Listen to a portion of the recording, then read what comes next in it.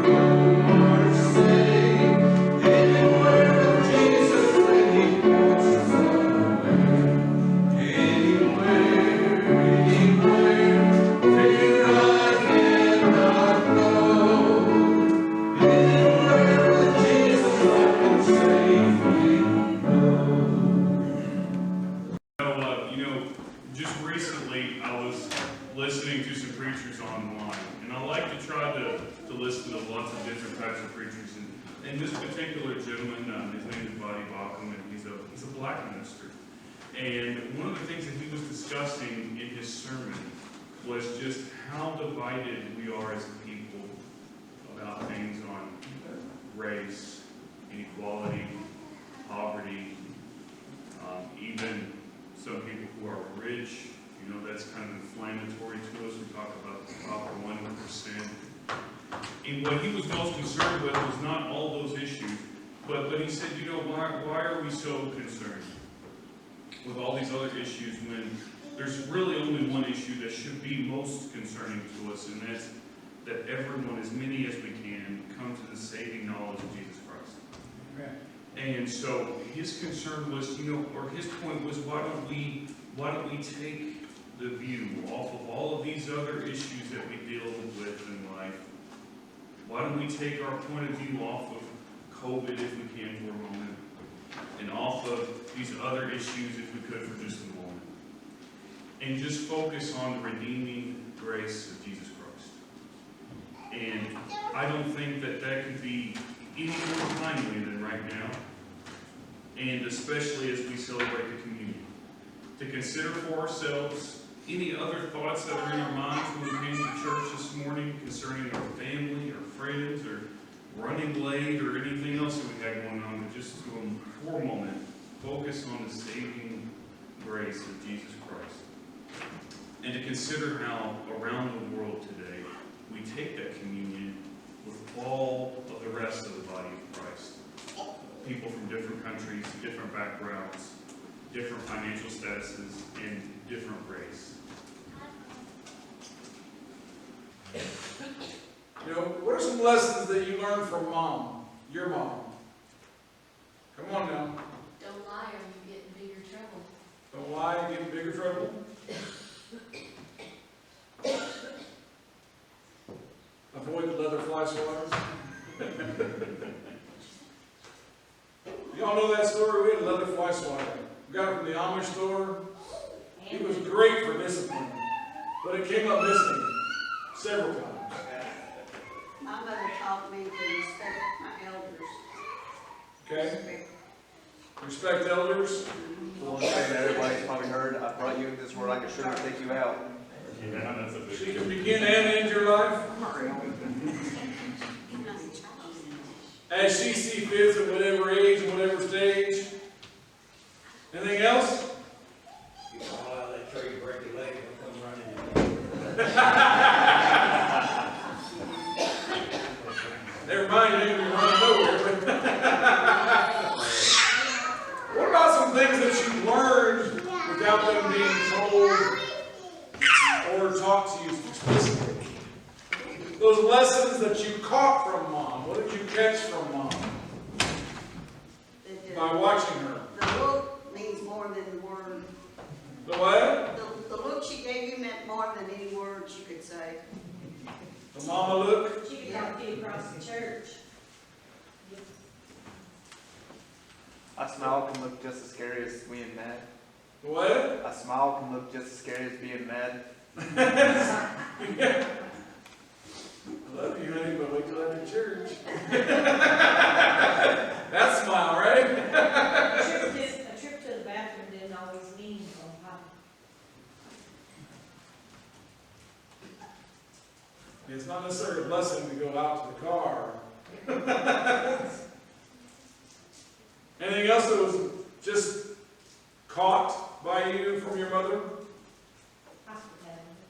Hospitality. Take care of other people. Take care of other people. The work ethic. A work ethic. So here's the thing. That's what I want to talk about with Mary. Some of the things that we learned from her lifestyle. Not because God chose her, not because of her circumstances necessarily, but her response to the circumstances that came her way. When she was growing up, I'm sure it was a little bit different than growing up in America where you talk about being a model and none of this and none of this and then the doctor and everything else. I'm sure it was a little bit different. So it's not even all about that, but I'm pretty sure that when she was growing up, she didn't say to all of her friends in first grade, when I get older, I'm going to be the mother of God's son. She didn't know.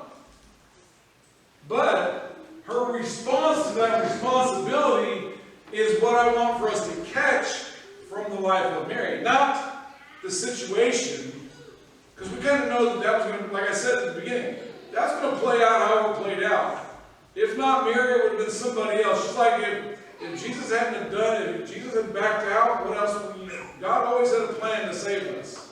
God always had a plan to love us. And so when we think about those things, let's look at some lessons we can catch from Mary in the way she handled things and worked through some stuff.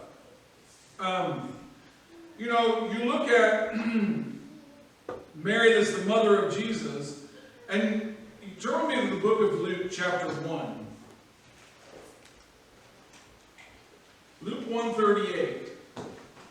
I will spend a little time in Luke chapter 1 because that's that glorious chapter where all this stuff happens that we're talking about, that happened to her and how she was chosen. But in 1:38, we learn about Mary's submission. Submission to everything going on, submission to the expectation, submission to being this young lady in a really tough situation where technically she could have ended up divorced and stoned all in a short amount of time. But she said in Luke 1:38, I am the Lord's servant, may it be to me as you have said. Now, let's go ahead and say this. How many of you would have had questions? Dom, I was like, wait. How's this going to play out? She just says, may it be as you said. Just going ahead and taking it. I'm like, what about Joseph? What about this? What about that? What about this? All these things. Because I'm satisfied that she knew just as much about the culture as we do today. She knew divorce, putting her away, that's what Joseph was going to do, put her away quietly,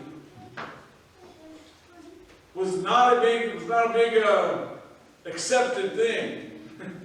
And there was a possibility of being stoned. So, if Mary's going to follow through with all this, I'm no mother, obviously, but I would have some questions. And we know Joseph did. Joseph was like, whoa, and all these things go on. But you think about Mary just politely and submissively said, okay, I'll do it. Okay, let's go from this day forward. And that's the lesson, that's the first lesson that I need for us to learn from, or to catch from Mary, is that she listened to what was going on, she processed the trouble, and said, okay. And how much more fulfilling would our walk with God be if we were more willing to say, it's going to be tough, but let's go. How much more it would be enjoyable, how much more it would be fulfilling, how many more lives would be touched and changed if we were more willing to just say, His Word says this. I don't care what the world says, but His Word says this. I think if you probably process it a little bit, you would realize we'd have a lot better life if we had more submission like Mary, if we caught more of that submission on a daily basis. Think about it. You wake up late. What's your first response? What do you have to give up, and how fast do you have to drive to get to where you need to be? That's okay, I took a shower yesterday, maybe I don't need, I didn't sweat and do this, whatever it is, I won't be around very many people today, so I can do this, or see what clothing, the clothes you wanted to wear, you were going to get up and iron, well, you don't have time to iron them now, you don't have time for breakfast, all those things. And we just think about all the other stuff, and we try to make up that ground. Mary just said, okay. She submitted to what He said. So we should catch that concept from the life of Mary. Then a little bit, later in Luke chapter 1, verses 46 to 55. And this is what we call Mary's psalm.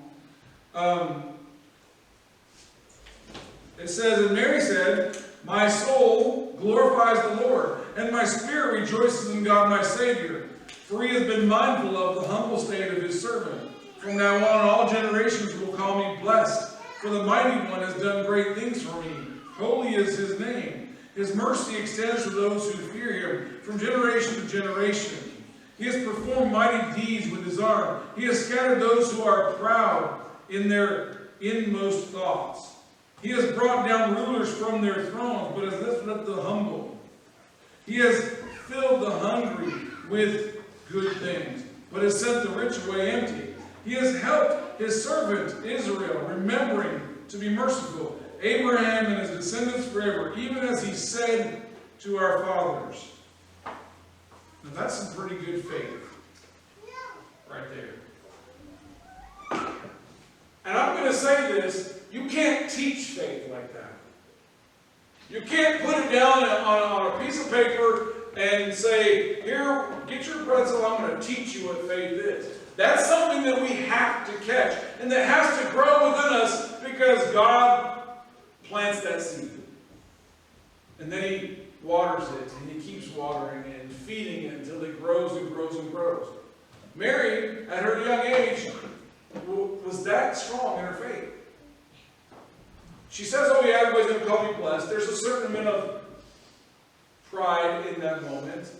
But all she does then is review about how amazing God is, how fulfilling God is, how God always takes care of His promises, how He's always mindful of those who are less fortunate, His servants, Israel, all those things. She goes over and she thinks, God's pretty big. And so that faith that you can't teach, you can teach, watch out or I'll whoop your butt. That's one thing. you can't teach that much trust, that much understanding, that much faithfulness. We have to catch it. And so you think about that faith of Mary. We need to catch that faith in our everyday walk.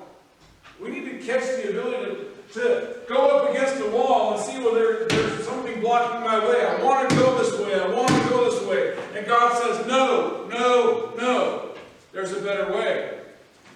Just like Mary did. Mary's like, I'm this young, all these things. She said, okay, we'll go. Not only does she say, let's go through this, let's do this. She says, God, you are amazing. She's got trouble on her mind. I guarantee you, at the age that she was, not married, well, she's got that stuff on her mind, but she's still seeing God through it all. And that's what we need to realize when we have that faith, that God has always been mindful of us. God has always loved us. God has always supported us. God is always willing to take care of us, whether we're Mary or Joseph or Jesus. He loves us. That's the faith that we need to walk around with. That's the faith that gives us confidence to get up each morning, to face those blocks, to face those road dips in the road. You think about it. And I know Lisa and Stephen and Katie travel the Parkway a lot. And there's a lot of bad places on that Parkway. And you're like, boom, all of a sudden, and it like jars your car loose, And so, you think about those few things. And let's think about how our faith, not on the road necessarily, I'm just giving you that thought of everything's going smooth, then boom, the bottom falls out. God gives you the process to work through it. God gives you the process to recover from it. God gives you the process to be victorious. All He's asking us to do is have the faith to see it through. Now, what else do we learn from Mary? Well, here's something else that I think we need to learn from Mary. In Luke 2:51, she has a mindfulness of spiritual matters.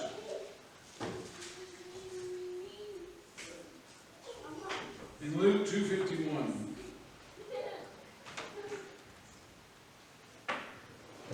Remember, this is the whole thing about Jesus at the temple, and then all these things are going on, and remember, they didn't find him, and then they finally found him. Jesus says, why were you searching for me? Didn't you know I had to be about my Father's business in my Father's house? And people didn't understand this, but they didn't understand what he was saying to them. But it said, Mary. It says, then he went down to Nazareth with them and was obedient to them. But his mother, Mary, treasured all these things in her heart. She treasured the understanding that her son is not her son. He is, but he isn't. He has to take care of God's business. He told her, and she treasured it in her heart. She's like, now you think about it. How many times have you looked at your kids over the years and you're like, yeah, that's my boy. They do something good or something that you're like, oh, they learn how to walk or whatever. Yeah, that's my boy. That's kind of what Mary was doing when Jesus said, I got to be about my Father's business. I got to be in His house. I got to be taking care of all this stuff. I got some great stuff to do. And she's like, that's my boy. That's the pride. That's a mindfulness of the spiritual side of things. Yeah, he was going to be a good carpenter. He was going to be whatever, the family tradition was. That mindfulness, that spiritual things are more important than temporal things. We need to catch some more of that. We're so busy thinking that this world is it, and the things that are going on in this world is it. That the political issues and the landscape of the entire globe is where it's at. And it's not. There's something more meaningful. The spiritual side of things that we need to accept and say, yeah, that's my God's business. That's God's stuff. That's God's way of doing things. Just like she said with Jesus, that's my boy, doing what he's got to do. We've got to have that same mindset of looking into the spiritual side of things and rising above and doing just like that. Just like, and then it says there that Jesus grew and grew stronger and stronger from that day forward. Why? Because his mother had that spiritual mindset of saying, go get him, boy. Go get him. And, you know, that's kind of a cool thing. At least I think it is. You know, she had confidence. You know, you can look at John for that. She had, you know, that maternal love. You find that in John 19. All those things. But the lessons that we need to catch are those few that we've talked about. Number one, that submission to God's will. You know what, God? I'm going to do it. I'm going to follow you. I'm going to go where you lead. I'm going to do what you ask me to do. I may not do it perfectly. I may not do it sometimes willingly, but I'm going to do it. I'm going to see it through because I know you have a better plan. See, that's that submission that we need to catch from that life of Mary. You know, the faith of understanding all these things. You think about the other things that Mary did. It doesn't say a lot, does it? It says, you know, she took care of him, and then when he said, I gotta make my father's business, she's like, okay. And then you see a little bit later, she's not really mentioned that much, honestly. For having to be the earthly mother of the King of Kings and the Lord of Lords, there's not a whole lot of mention about her. That submissiveness in the background. Yeah, God's got this big picture, I know. And then you see Mary at the cross at the end of, you know, you think about the tears and the joy at the same time, knowing that he's about his father's business. He's doing what he's got to do, but that's not going. So think about those things. Think this Mother's Day week, from now until next Sunday, about the lessons that maybe you could have caught more of and stored them and treasured them in your heart more. From your mother, from maybe spiritual people in your life that were, you know, that you always looked up to. Think about those things that you could catch and maybe should use more this week. That's my invitation for you today, is that you would catch and see what you could or should have caught and start living with that caught lesson. Whether it's love, hospitality, friendship, support. You know, how many of you can say, you know that your mother sometimes maybe didn't eat as much because they wanted to make sure you had more. Now, she didn't tell you she's giving up things for you, did she? She just did it. So maybe we can get some more of that in our spiritual walk, of catching more and doing more because God took care of it and gave us a godly mother.